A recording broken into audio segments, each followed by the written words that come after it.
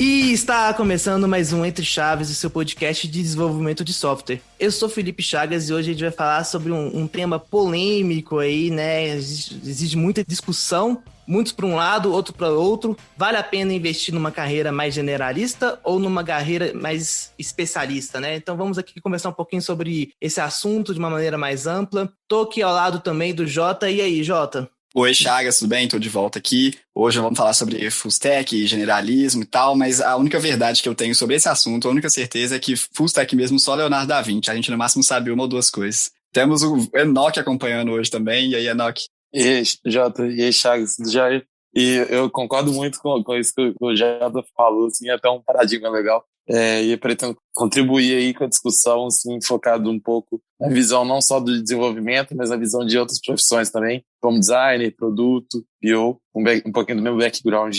A gente está junto aqui também com o Vinição. E aí, pessoal, tudo bem? Prazer em participar do Entre Chaves, né? Costumo mais participar lá do Agilice. Acho que eu tenho alguns insights para contribuir com a discussão, embora realmente seja um tema polêmico, não acho que tenha uma resposta final para isso não, mas vamos conversar aí. E estamos também com a Fernandinha aqui. Né? Oi, gente. Dessa vez estou aqui do outro lado, né, do Entre Chaves, não como host, mas vim também trazer um pouquinho do meu ponto de vista, já que eu acredito que a minha vida inteira eu fui bem generalista, então acho que vamos colocar um pouquinho de polêmica aí nesse tema que é tão discutido por aí. Muito bom. Então vamos começar. Antes da gente partir, né, para discussões, levantar prós e contras, acho que seria legal a gente definir bem esses termos, né? Generalista e especialista, apesar da própria palavra aí no português já ter um significado por trás dele, quando a gente fala no mundo do desenvolvimento, no mundo, não só desenvolvimento igual o Enoch trouxe, no mundo técnico, isso muda muito até a forma com que o profissional vai buscar estudar, se aprimorar, se ele vai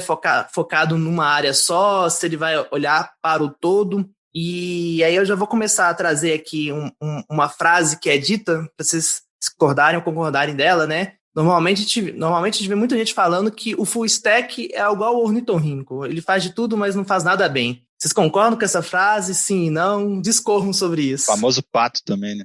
Exatamente.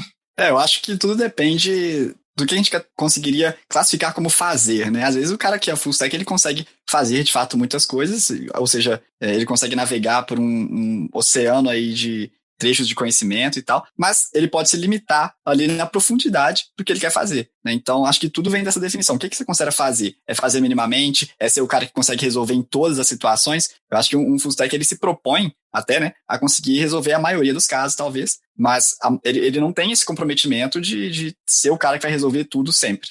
Eu acredito que, né, a pessoa desenvolvedora full stack, assim, é uma pessoa capaz de contribuir, né, em todos os estágios do processo de desenvolvimento, no caso, né, do desenvolvimento, né, desde códigos de back-end, né, de servidor, até códigos de front-end, de interação com o usuário, né, e aqui eu estou falando de front-end, qualquer interação, né, seja mobile, seja navegador. E aí eu acho que o full stack, né, é um profissional que é capaz mesmo de extrair uma ideia, né, uma ideia de negócio de um cliente e converter aquilo em solução. E claro que isso é uma coisa super difícil, assim. Por isso que talvez esse paradigma de falar o desenvolvedor full stack é igual o pato que realmente não faz nada direito. Mas eu acredito que não é que ele não é aquela pessoa que é especialista, né? Claro, porque afinal ele é generalista. Ele não é uma pessoa que sabe tudo de uma tecnologia, ele não sabe tudo de um stack, mas ele sabe um tanto de coisa o suficiente para colocar um sistema, uma solução em produção. E eu acho que isso é super importante de ter na empresa, assim. Eu acho que são profissionais super valiosos. Nesse ponto eu concordo muito com a Fernandinha, assim, e até, assim, eu acho que a gente tem vem de uma cultura de, por exemplo, supervalorizar a especialização. Então, assim, nas trajetórias profissionais, normalmente, você é uma pessoa que começa mais júnior, vai evoluindo, chega num nível de senioridade onde você se especializa e se torna, tipo, referência naquele tópico. Mas, assim, hoje eu acho que cada vez mais o mercado tem espaço para os diversos tipos de profissionais. Então, assim, tanto os profissionais que decidem se especializar em um segmento, por exemplo, numa tecnologia ou em alguma parte de um processo específico, também tem espaço para esses profissionais mais generalistas. São pessoas que normalmente têm um bom entendimento da visão como um todo e que, para a maioria dos cenários, assim, supre a necessidade. Então, assim, hoje, se a gente for avaliar, é muito raro a gente, sei lá, todos os cenários possíveis que a gente imaginar de desenvolvimento de software, de trabalho, o cenário que a gente precisa realmente de um especialista. Então, assim, depende muito do nível de complexidade também do problema que a gente vai lidar, para a gente optar por ter um profissional mais generalista ou um profissional mais especialista, assim. Então, assim, é meio que inviável para o negócio hoje ter um time só com especialistas, onde a complexidade é muito baixa. Porque, assim, isso envolve questões de custo, questão de até mesmo conhecimento que está sendo transmitido ali e compartilhado entre as pessoas e potencial de evolução. Assim, a visão que eu tenho sobre isso, respondendo diretamente à pergunta do Chagas, é que você não pode banalizar a coisa. Então, é claro que se você também, né, tipo assim, sabe 1 milhão de coisas, mas sabe praticamente nada sobre cada coisa, realmente é complicado, né? Mas se você sabe sobre várias coisas e sabe bastante sobre algumas poucas coisas, é uma realidade que na minha visão, não é banalizada. E um outro ponto, como eu enxergo esse tipo de problema, é da seguinte forma: você poderia classificar problemas, claro que num espectro mais analógico, mas daria para diferenciar problemas que são complicados e problemas complexos, né? Então, problemas que são complicados, que exigem um conhecimento muito específico sobre determinada coisa, é claro que é bem melhor você atuar ali com uma pessoa que é mais especialista naquele assunto. Porém, problemas complexos, onde você não tem uma visibilidade muito boa do que seria aquela solução, é muito claro que pessoas que têm um nível de conhecimento mais repertório, vamos falar assim, elas vão se sair melhor. E o mundo tende a cada vez ser mais complexo, né? A maior parte dos problemas complicados, eles tendem a ser resolvidos com o tempo por inteligência artificial. Então, eu diria que é até um pouco arriscado você ficar tão especializado em determinada coisa, porque o mundo cada vez mais vai requerer habilidades em lidar com problemas complexos. Entendeu? Eu enxergo um pouco assim essa situação. Dando minha opinião também sobre o assunto, eu acho que é igual formações clássicas, né, faculdade, etc e tal, quando a gente está aprendendo uma área de conhecimento, a gente passa por todas as outras áreas. Eu acho que conhecer um pouco de todo o ciclo do desenvolvimento é importante para tornar a gente um profissional mais completo. E aí, inclusive, entra até na discussão, eu acho que a gente falou isso até no Entre Chaves aqui da relação de design e desenvolvedores. Saber um pouco de design para um desenvolvedor e saber um pouco de desenvolvimento para um designer, eu também acho que é benéfico. Então, quando você conhece todo o ciclo de desenvolvimento e que não é restrito só a front-end e back-end, a gente está falando da questão de segurança também, da questão de DevOps, da questão de infraestrutura, saber mexer no Linux, né, Jota? Quando a gente conhece todo o ciclo aí, ponta a ponta, eu acho que a gente se torna um profissional mais completo, independente da área que a gente vai atuar. Mas aí, continuando aí uma opinião pessoal minha, é importante deixar isso claro, eu acho que chega um momento da nossa carreira que, se a gente não escolher uma área de atuação, e aí, mais uma vez, ela não precisa ser restrita a front-end e back-end. Isso aqui é minha área de atuação que eu queira focar é otimização de desempenho, por exemplo. Quero deixar as aplicações mais rápidas. Eu acho que a gente começa a ficar estagnado, porque a gente tenta abraçar um mundo maior do que a gente consegue. É lógico que existem Leonardo da Vinci, eu acho que todo mundo conhece um profissional que tem um conhecimento muito aprofundado em muitas áreas, mas isso são pontos fora da curva. Pensando assim, na gente como a gente, é bom escolher uma área para se tornar uma referência nisso, até por uma questão de crescimento, de valorização do mercado, enfim, vários motivos.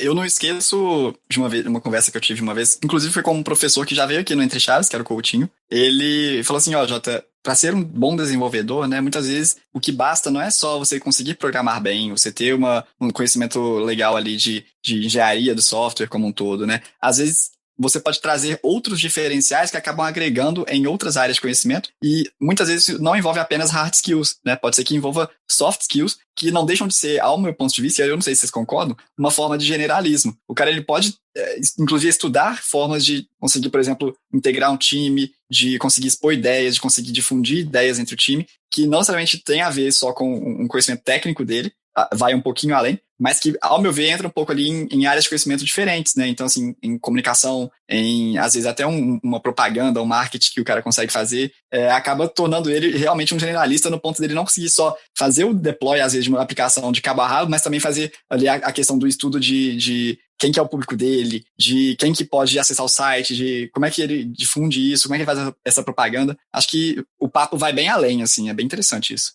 Eu acho que tem um ponto aí também, em cima disso que o Jota falou muito, assim, e do que o Chagas falou também, que, assim, querendo ou não, os profissionais hoje em dia têm a necessidade de ser um pouco generalista para entender como é que funciona o trabalho em equipe, propriamente dito, que hoje a gente cada vez mais está lidando com outros tipos de profissionais no dia a dia, e se a gente não entender um pouquinho do todo, a gente não consegue trabalhar de forma integrada tão bem. Assim, eu acho que a questão da especialização, ela vem sim como uma oportunidade de mercado, assim, de crescimento profissional muitas vezes, mas não necessariamente ela é o único caminho, assim. Então, por exemplo, hoje existe uma discussão muito assim de, por exemplo, sei lá, um profissional focado em fazer, por exemplo, pesquisa na área de design, por exemplo, tem um reconhecimento maior sobre um profissional que está focado em fazer, sei lá, a parte de prototipação visual. Mas aí, assim, o trabalho como um todo, o resultado, o valor do trabalho só é gerado utilizando tipo, os dois profissionais, querendo ou não. Então, assim, são, de certa forma, complementares. Então, assim, uma das minhas maiores questões em relação à especialização, muitas vezes, é que a gente coloca a especialização como um segundo patamar de evolução profissional e, assim, muitas vezes não levando necessariamente em consideração o que os profissionais estão buscando. Então, assim, tem profissionais que querem seguir uma carreira mais generalista. E aí, muitas vezes, a gente, por cultura mercadológica mesmo, a pessoa acaba deixando de fazer coisas que ela gosta de fazer no dia a dia para focar em fazer alguma coisa que talvez é só parte do processo ou parte do que ela gosta de fazer, mas não necessariamente é tudo que ela gosta de fazer. Uma outra reflexão que eu tenho sobre esse assunto também, que eu observo até mais na geração mais suas aí, que são um pouco mais velhos que você, às vezes um anseio, às vezes talvez seja pelo que o Enoch falou ali, dessa influência de mercado, tender a querer seguir trajetórias mais especializadas muito no início, assim, da sua carreira, da sua idade. Tipo assim, a gente acaba descobrindo ao longo da vida as coisas que a gente gosta, muito experimentando. Então, assim, não tem nem condição de você já criar uma imagem, tipo assim, não, eu gosto exatamente disso, sabe? Parece assim, se eu fosse orientar minhas filhas, né? Eu orientaria para que elas, no mínimo, se elas fossem querer se especializar, pelo menos elas meio que, primeiro, tivessem um repertório um pouco maior, tendo vários tipos de experiência, né? Eu lembro, assim, dar um exemplo bem concreto, assim, né? Eu fiz engenharia, né? Eu acho que alguns aqui fizeram, não sei se o Chagas fez, a Fernandinha acho que fez também. Mas, por exemplo, na engenharia você pode falar assim, mas o que você usa da engenharia? Eu uso o repertório que eu aprendi lá de modelos mentais, forma de pensar, entendeu? Eu não teria isso se eu não tivesse feito lá, e eu acho que eu uso bastante isso aí. Eu usei bastante na época que eu era desenvolvedor e acredito que eu uso hoje nas minhas funções mais corporativas, são extremamente úteis para mim. Então, eu acho que essa especialização prematura, isso aí eu diria que é bem prejudicial na minha visão. O pessoal diz para ser promíscuo com tecnologia, né, no início da carreira, eu acho que é bem alinhado com isso aí. Esse exemplo que o Vinição deu é bom, que, por exemplo, eletromagnetismo me ensinou o quê? Ensinou a sofrer sem chorar, que é um skill importante que a gente precisa ter aí no mercado. Como assim você não calcula o campo magnético criado por um toroide em movimento todo dia, Chagas? Por incrível que pareça, não. Mas eu concordo totalmente, né, com o que o Vinição falou e com o que o Enoch falou também. Eu acredito que as pessoas hoje elas estão querendo muito se especializar no início, e eu acredito que no início é o momento que você tem que experimentar um tanto de coisa, porque na verdade, assim, você nem sabe muito bem o que você realmente gosta, o que realmente vai ser tendência, sabe? Então, assim, eu acho que é o momento de você realmente abrir a mente e falar, não, eu preciso de saber o mínimo aqui de conseguir colocar uma solução de pé, sabe? Então, eu acho que no início é super importante a pessoa começar como generalista. E eu acho, né, até concordando com o Enoch, que a especialização, ela não é o único caminho, assim. E eu digo isso, assim, por experiência própria mesmo, porque eu não sou especialista hoje. Eu sou super generalista e o papel que eu exerço hoje, né, na DTI é super importante que eu seja generalista, é valioso, sabe, que eu seja generalista, porque eu chego nos projetos e eu ajudo, independente da stack, assim, e não é que eu sei tudo de todas as stacks, e claro que eu não sei, mas, assim, eu tenho a abertura de chegar lá e falar assim, não, em Java, poxa, não tenho tanta experiência, mas eu vou lá e vou pegar aqui, vou aprender, é um negócio aqui enfim, em Python, que eu não tenho muita experiência, um front-end, enfim. Então, assim, eu acredito que é super valioso para esse tipo de atuação que eu faço hoje, né, que é ajudando os squads. Então,